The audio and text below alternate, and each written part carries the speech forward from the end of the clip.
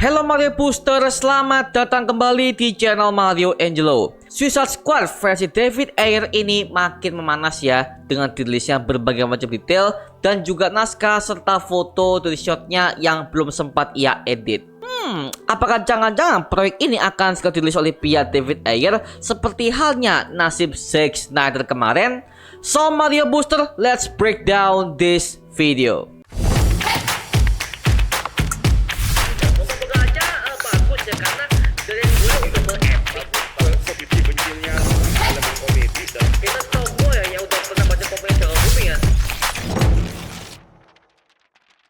Suicide Squad versi David Ayer. Oke, ini adalah sebuah project yang sebenarnya udah digembor-gemborkan semenjak tahun 2016. Yang dimana banyak sekali para fans itu yang gak suka dengan versi finalnya, karena ada banyak sekali adegan yang dipotong oleh pihak Warner Bros saat itu ya. Yang dimana saat itu WB itu udah mulai banyak orang-orang yang dimana mereka tuh SJW parah yang berusaha mengarahkan DC ke arah sana. Ketika WB ini udah bermasalah dan akhirnya membuat DC ini makin hancur, akhirnya David Zaslav diangkat sebagai kepala Warner Bros yang baru, dan beliau ini memecat semua para petinggi-petinggi WB yang sangat SJW itu, dan dibuatlah kantornya menjadi sehat kembali ya, sehingga jadilah sebuah nama yang berjudul Warner Bros Discovery alias WBD.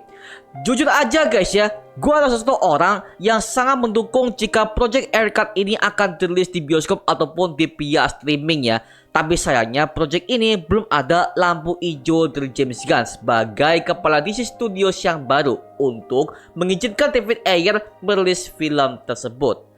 Tapi jikalau film ini akan dirilis, sebenarnya oke-oke aja kok ya. Toh juga gak mengganggu semua project yang dikerjakan oleh James Gunn kan, seperti Superman, Green Lantern, Booster Gold, itu semuanya udah terpisah. Jadi literally ini masuk kepada Project Elseworld sih ya. Yang dimana kita tahu Project Elseworld itu adalah sebuah project DC yang dimana itu adalah sebuah project yang gak mengganggu project yang dikerjakan oleh James Gunn. Jadi semua itu di luar DC karapan James Gunn ya. Kayak Joker kedua, The Batman versi Matt Reeves, Superman and Lois. Yang jelas news ini ada banyak banget detail yang gue temukan setelah gue lihat semua hasilnya ya.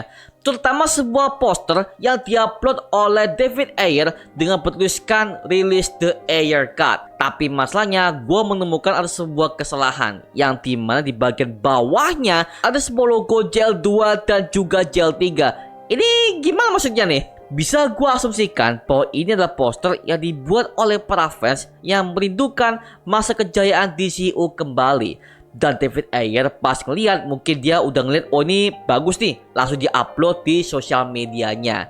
Karena sorry ya, pas gua cek di kolom komentar di postingan itu ada banyak banget para fans yang udah kepanasan mengenai project yang satu ini. Karena kita semua mengharapkan project ini akan segera diupload oleh pihak David Ayer ya. Sama halnya dengan peristiwa Zack Snyder di tahun 2017, yang dimana itu adalah tahun momok DCU yang udah makin hancur, dikarenakan ada project Justice League yang dikerjakan oleh Joss Whedon yang membuat DCU itu yang tadinya adalah film yang dark jadi film fun seperti MCU yang super duper lawak tolol pak. Yang dimana project itu tadinya dikerjakan oleh Zack Snyder ya, tapi saat itu Snyder ini langsung pergi dari projectnya dikarenakan anak putrinya meninggal karena kecelakaan ya. Langsung habis itu project itu diambil alih oleh Joss Whedon, yang dimana dia ini punya track record pernah mengerjakan project Avengers 1 dan juga Avengers 2 di MCU.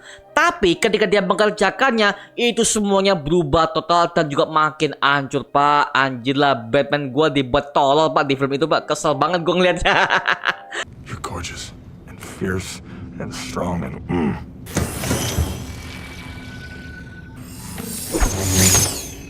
You say a word about this, you'll meet every piranha I know. Makanya selama 4 tahun dari tahun 2017 sampai ke tahun 2020, akhirnya Zack Snyder perlahan untuk upload semua detail yang ingin dia share kepada para followernya di sosial media, seperti foto adegan, naskah, dan juga footage mentah yang sedang ia kerjakan, sambil para fans itu berusaha untuk memborbardir Warner Bros untuk memaksa mereka merilis Project Snyder Cut ini.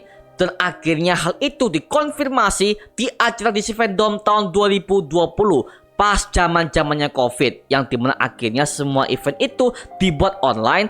Dan Zack Snyder akhirnya angkat suara bahwa dia mengatakan kalau WB udah meng-approve projectnya dan project ini akan segera dirilis di HBO Max di tahun 2021. Wow, itu gue masih ingat. Kita semua para fans langsung teriak sekencang-kencangnya di grup, bahkan di komunitas itu kita bikin party bareng. Anjir, akhirnya DCU langsung lanjut pak. Dan memang hasilnya itu versi 4 jam di HBO Max.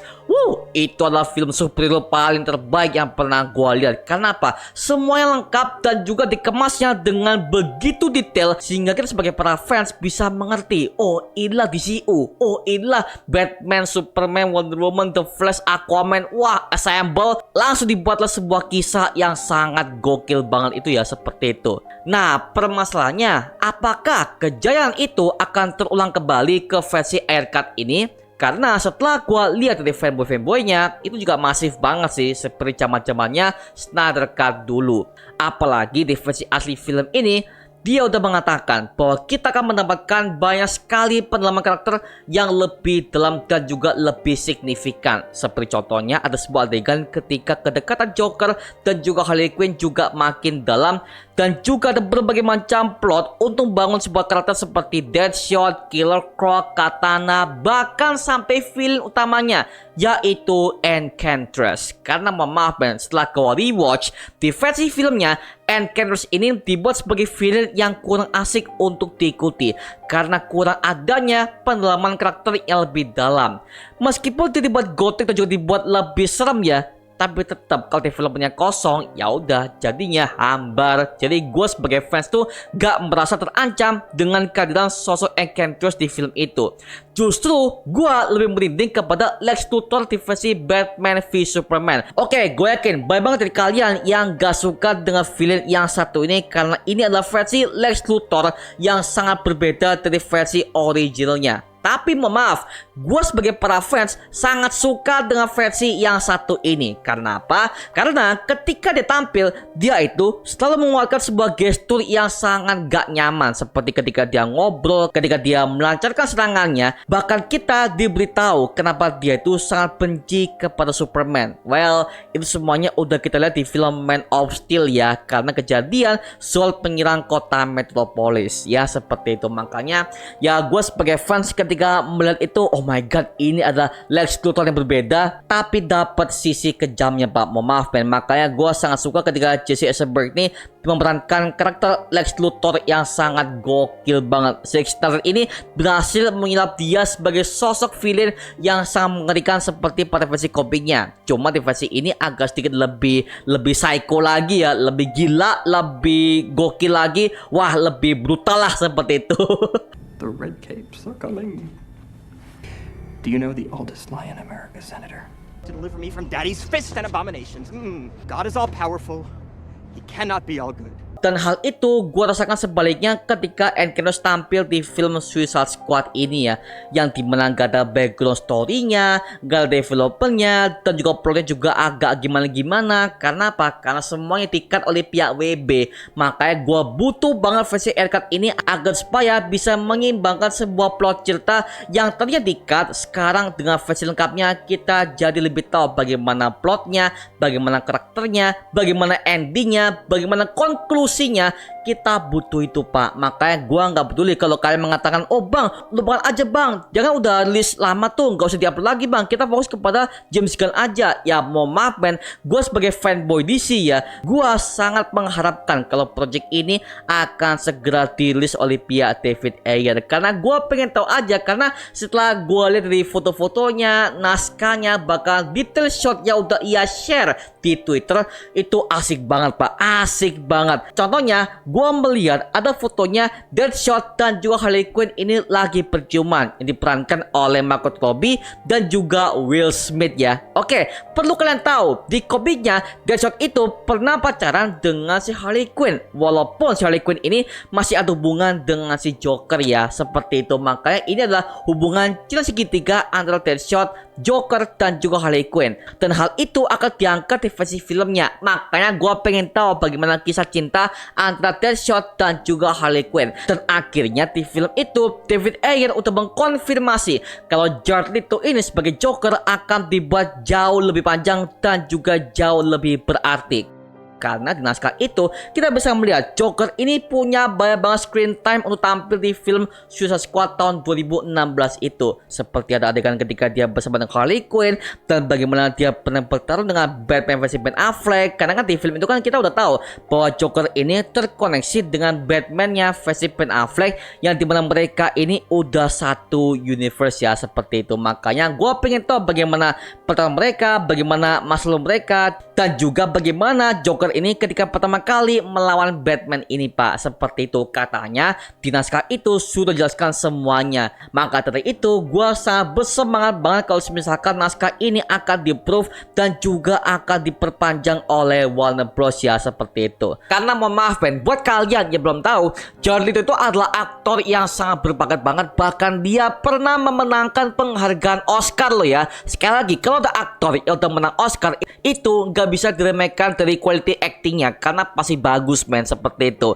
Dan ketika gue lihat di berbagai macam film-film yang udah pernah ia mainkan, sejujurnya itu acting bagus banget loh. Tapi di film itu kenapa dia dianggap jelek? Mungkin karena dia pakai make up Joker yang sangat lebay banget, sehingga para fans tuh ketika ngelihat dia tuh kayak aneh gitu loh. Dan gue sebagai fanboy juga ngerasa ketika ngelihat dia pakai make up full Joker yang tampil begitu lebay, itu gue ngerasa ini bukan Joker yang gue kenal. Serius, karena yang kita tahu Joker itu adalah seorang badut yang make upnya itu nggak lebay seperti itu. Dia nggak pakai tato, dia nggak pakai pernik yang sangat gimana gitu loh. Jadi kita ngelihat saat itu Jokernya kok kelihatan lebay banget dan terlihat itu adalah orang yang sangat narsis banget ya, seperti itu. Makanya ini bukan Joker yang kita kenal men. Makanya di versi JL Snyder Cut akhirnya Joker versi Jared Leto ini di make up ulang oleh Zack Snyder dan jadilah Joker yang seperti itu dengan dia tampil begitu adanya, tapi dia masih dibuat kejam seperti Joker yang kita kenal di versi komiknya, di mana dia selalu nyindir Batman, dia selalu nyindir berbagai macam hal-hal yang berbau dengan Batman. Semuanya ia sindir di film JL Snyder Cut di versi Nightmare itu ya. Makanya ya well, dia tuh adalah aktor bagus ya, cuma sayangnya karena dia kurang screen time aja ya. Jadi karena adegannya di-cut oleh pihak WB, jadi dia dibuat seaneh itu, seperti itu ya. Makanya gue sebagai fans juga kasihan sih dengan Jared itu yang dibully oleh para fans bahwa dia dikatakan sebagai aktor yang gak bisa acting segala macam. Well bukan men, karena lagi-lagi memang di sananya dia dibuat segitunya oleh pihak studio. Ya elah, ya udahlah ya, gua doakan dia punya peran yang sangat besar banget di film itu. Simple sih seperti itu ya, oke? How many can die in your arms before you grow numb to death? I'm your best friend. Undo this world you created by letting her die. Tapi so gimana pendapat kalian mengenai project DC yang satu ini? Tulis aja di kolom komen di bawah dan kita bisa diskusikan bareng seperti biasanya, oke?